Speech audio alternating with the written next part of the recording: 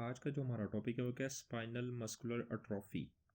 Spinal muscular atrophy ये एक basically congenital बीमारी है।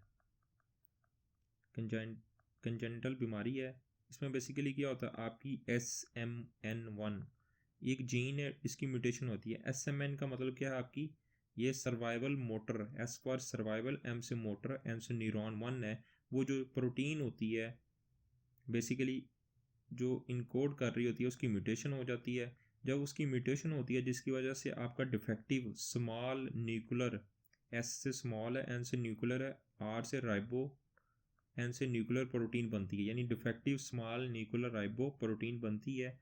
और वो क्या करती है आपकी, वो आपके जो स्पाइनल कॉर्ड में जो अंटीरियर हॉर्न है वहाँ पे क्या होती हैं, उसको डैमेज कर देती है, उसकी डीजेनरेशन करवा देती है, जिसकी वजह से जो लो मोटर न्यूरॉन उसकी अपोप्टोसिस हो जाती है। अपोप्टोसिस का मतलब होता है programme cell death.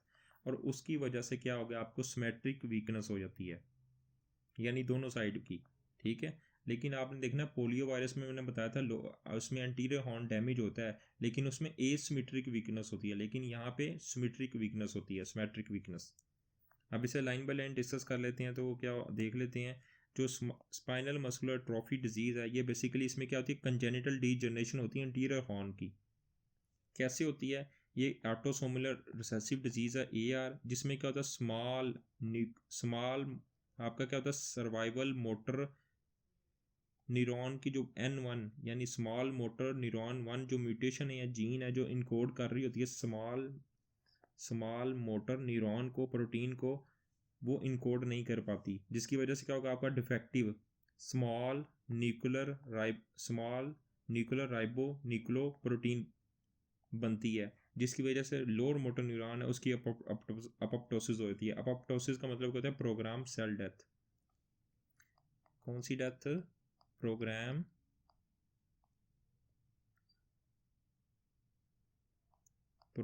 Cell death apoptosis को बोलते हैं।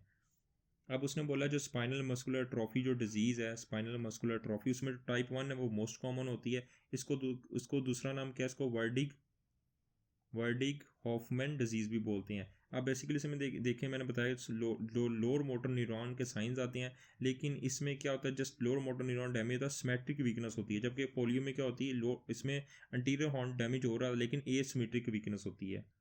और इसमें फ्लोपी बेबी के साइन एंड सिम्टम्स आते हुए मार्ग हाइपोटोनिया, क्योंकि लोअर मोटर न्यूरॉन डैमेज है तो बेसिकली उसमें क्या होगा, आपके जो मसल्स की टोन है वो डिक्रीज़ होगी, हाइपोटोनिया यानी टोन उसकी डिक्रीज़ होगी, और उसकी वजह फ्लैसिड पैरालिसिस होगा। जबकि आपको पता है अपर मोटर न्यूरॉन में कौन सा होता है, स्पैस्टिक पैरालिसिस होता है, स्पैस्टिक।